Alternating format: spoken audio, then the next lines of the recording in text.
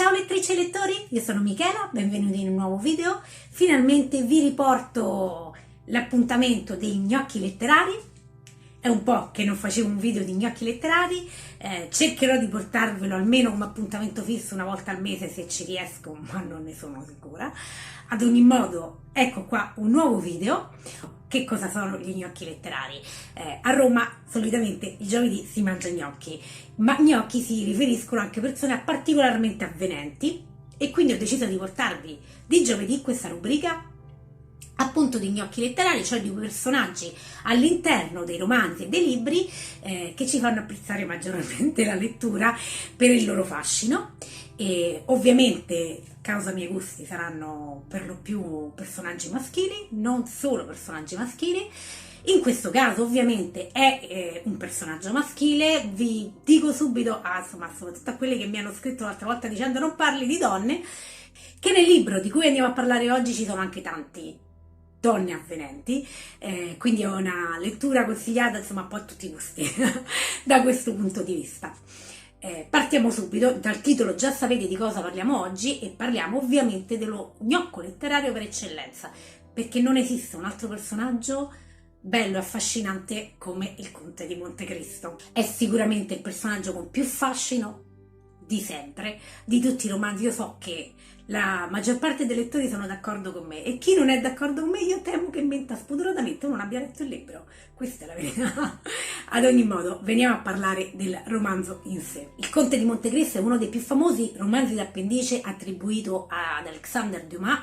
Io in questo video sbaglierò come al solito tutti i nomi, tutte le pronunce dei nomi, ma niente, questa è ormai diventata la mia caratteristica, sbagliare di tutti, quindi passateveli. Comunque è una storia pubblicata in 18 parti, finito di scrivere nel 1844 e pubblicata appunto in 18 episodi dal 44 al 46. Il Conte di Montecristo racconta delle vicende ambientate tra la Francia, l'Italia e il Mar Mediterraneo e la storia ruota intorno alla figura di Edmond Dantes, personaggio letterario vissuto tra il 1815 e il 1838. La storia comincia con un Edmond Dantes molto giovane che sta per sposarsi con la sua Mercedes, ma a causa di intrighi fatti dalle persone intorno a lui, in particolare dal cugino di Mercedes, si trova praticamente privato di tutto. Infatti viene incarcerato all'interno del castello di If, che è questa fortezza da cui è impossibile evadere, e viene privato praticamente di tutta la sua vita. Questo nella prima parte del romanzo. Poi abbiamo una parte del romanzo ambientata appunto all'interno del castello di If, dove Edmond Dantes rimane per 14 anni e in questi 14 anni ovviamente la sua personalità, il suo carattere ovviamente sono grandi cambiamenti e lui conosce Faria, questo personaggio che lo fa crescere umanamente e psicologicamente, ma che alla cui morte, insomma, di Faria gli svela il luogo segreto dove lui ha nascosto un grande tesoro. Alla morte di quest'uomo Edmond Dantes trova il modo di evadere dal castello di If e va a recuperare questo tesoro, diventando praticamente ricchissimo. Da questo momento in poi lui dedicherà la sua vita alla vendetta. Una serie di vicissitudini che durano negli anni, tornerà nel suo luogo di origine per vendicarsi tutti quelli che hanno complottato contro di lui. È una storia che parla innanzitutto di vendetta, ma anche di misericordia e perdono. È una storia che ha avuto tantissime trasposizioni cinematografiche, nella maggior parte delle quali, praticamente credo in tutte, manca una figura importantissima che è quella di Haydée, che è questa giovane principessa schiava praticamente che Edmond Dantes porterà con sé, avrà con sé come sposa e soprattutto quando lo troveremo adulto in cerca di vendetta. Lui si spaccerà, si farà passare per Conte di Montecristo. Lui appunto tornerà nel suo luogo d'origine facendosi chiamare Conte di Montecristo. Non verrà riconosciuto da tutte le persone intorno a lui, l'unico che lo riconoscerà ovviamente sarà Mercedes, che nel frattempo ha sposato Albert, uno dei cospiratori, e ha avuto con lui un figlio che si chiama Fernand. Nella maggior parte delle trasposizioni cinematografiche manca sempre comunque il personaggio di Heidi, che è questa giovane principessa schiava che il Conte di Montecristo ha con sé e che praticamente sposa. È una storia che parla sicuramente di vendetta, sicuramente ma anche di passione, di grandi passioni, ma anche di misericordia e di perdono. È una storia, un romanzo che, ripeto, ha avuto tantissime trasposizioni cinematografiche, ma che spesso e volentieri non rendono merito alla bellezza del libro. Il romanzo infatti è una lettura meravigliosa, io ve la consiglio fortemente, con un personaggio, quello del Conte di Montecristo, soprattutto insomma, da Conte di Montecristo quando ormai è adulto, con un fascino incredibile. È sicuramente lo gnocco per eccellenza, perché non puoi non innamorarti di questo personaggio. Al contempo, se però avete gusti differenti dai miei, sicuramente il personaggio di Heidi, ma anche di Mercedes, sono delle donne bellissime e anche molto profonde che accompagnano nella storia, quindi sicuramente da questo punto di vista un romanzo molto ricco, ma un romanzo molto ricco anche per quanto riguarda la storia vera e propria. Io ho un romanzo che ho adorato tantissimo, che appunto vi consiglio, ma se siete in dubbio lasciatevi tentare dal personaggio, perché è veramente meraviglioso. Io comunque vicino a me vi metterò innanzitutto delle cover del romanzo del Conte di Montecristo per farvi vedere come era il personaggio. Vi metto anche e soprattutto una immagine, un disegno dell'epoca di come veniva immaginato Edmond Dantes ancora appena fuggito dalla prigione praticamente, quindi ancora in una fase molto giovane. Il fascino del personaggio cresce mano a mano con il libro e sicuramente quando lui incarna il personaggio del Conte, come si dice a Roma, tanta roba. È veramente affascinante e il lettore non può che rimanere affascinato, perché è un personaggio meraviglioso. Veniamo a parlare delle trasposizioni che ci sono state di questo romanzo. Sono tante, alcune più riuscite, alcune meno riuscite, alcune sono riuscite a ridare il fascino del Conte, nessuna mai abbastanza come il libro. Secondo me, io sono di quelle che non dicono sempre che i libri sono meglio dei film, non è vero, non è sempre così. Anche in questo caso ci sono state delle ottime trasposizioni cinematografiche, però rendere il fascino del Conte è molto molto molto molto difficile, bisogna ammetterlo. Una delle più datate è quella del 43, che è questa qui, in cui il Conte viene interpretato da Pierre Richard Wilm. Ha sicuramente il fascino dell'epoca.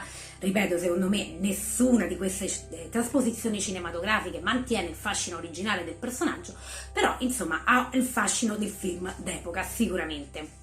Altra trasposizione cinematografica di questo libro che voglio citare è quella del 75, film diretto da Green, Conte di Montecristo, interpretato da Chamberlain, che ha anche un certo fascino se non fosse per questa parrucca inguardabile che gli hanno messo. Ma perché? Ma perché? Vabbè, è un film del 75, io non ero ancora nata, quindi probabilmente non lo capisco.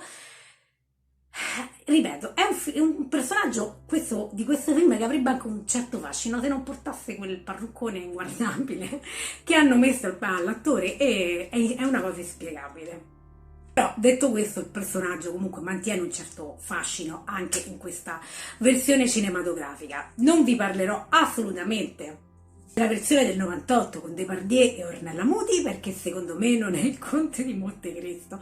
Io adoro Depardieu, per carità, ha anche un suo fascino, però non è il Conte di Montecristo. Cioè, chi ha letto il romanzo sa che viene descritto come questo uomo affascinante, con questi modi così regali. Depardieu è tante cose, è un grande attore, ma non è il Conte di Montecristo, quindi io non ve lo metto e non vi ci metto manco la foto, perché per me non lo è, non lo è proprio per niente. E quindi vengo direttamente a quello che secondo me, per una visione contemporanea, per noi insomma che viviamo negli anni 2000, una delle trasposizioni cinematografiche forse un po' più riuscite, quella del che è quella del 2002 in cui il Conte di Montecristo viene interpretato da Jim Caviezel. Anche qui non so se si pronunci così, ad ogni modo vi metto qui la foto, sicuramente è una delle trasposizioni cinematografiche, almeno ai miei occhi, insomma, di contemporanea, che è riuscita a mantenere meglio il fascino del personaggio, non completamente ovviamente, credo sia impossibile, ma è riuscita a mantenere meglio il fascino del personaggio. È una trasposizione che vi consiglio anche perché nel giovane Ferdinando, cioè il figlio di Mercedes e di Albert, c'è un attore che sicuramente riconoscerete, eccolo qua, se lo riconoscete mettetemi il commentino sotto per dirmi che l'avete riconosciuto, ma insomma adesso siamo abituati a vederle in altre vesti un po' più attillate e colorate, ma ad ogni modo se lo riconoscete insomma scrivetemelo con un commentino sotto. Questa è una versione cinematografica, ripeto, dove un po' il fascino del personaggio del Conte di Montecristo è stato sicuramente hanno cercato un po' di mantenerlo, ma hanno mandato a benedire tutto il finale del libro e tutto quello che c'è nella parte finale del libro, perché l'hanno infiocchettato e hanno voluto finirlo con tante belle promesse, ma insomma il libro è tutt'altra cosa. Non vi dirò, io non credo sia più spoiler del finale del Conte di Montecristo, onestamente, ma non ve lo dirò nel dubbio non l'abbiate letto. E le versioni cinematografiche, soprattutto nei finali, soprattutto per la mancanza di alcuni personaggi, si discostano enormemente dal romanzo. In questo caso anche lo fanno, addirittura qui insomma figli che vengono scoperti di essere di altre persone e gente che finisce con altre persone, insomma è un po' più una versione alla Beautiful che il fedele insomma al romanzo, ma tolto il finale che ho trovato abbastanza moscetto per i miei gusti in questa trasposizione cinematografica, posso dire che insomma almeno hanno cercato di mantenere il fascino del Conte. Un ultimo adattamento che voglio portarvi è quello all'interno della serie TV di Once Upon a Time. In Once Upon a Time troviamo tantissimi gnocchi letterari e niente, io dovrò fare un gnocco letterario solo sui gnocchi letterari all'interno di Once Upon a Time. Se siete d'accordo scrivetemelo con un commento sotto, e soprattutto quali vorreste di Once Upon a Time, perché ce ne sono una quantità industriale. Comunque anche il Conte di Montecristo lo troviamo all'interno della serie di Once Upon a Time, interpretato da Greg Horner, che è l'attore della Spada della Verità, eccolo qua in questa veste qua, che io non ho capito bene perché l'abbiano reso in quella maniera così. Non ha molto non ha niente del Conte di Montecristo, ma ve lo cito perché comunque almeno lo chiamano così nella serie. E niente, vabbè, sappiamo che Once Upon a Time riprende dalle storie dei classici e poi insomma manda tutto a farsi benedire perché giustamente ci inserisce anche tanto trash e per questa è una serie che amiamo, ovviamente, che io amo particolarmente per il trash che riesce a inserire con questi personaggi. Non è da meno il Conte di Montecristo all'interno della serie e vabbè, io ve lo cito per onor di cronaca, ma del Conte del libro a poco e niente, malgrado insomma l'attore, che io me lo ricordavo dalla Spada della Verità, era insomma un attore che si faceva notare. Avrebbero dovuto conciarlo diversamente probabilmente all'interno di questa serie.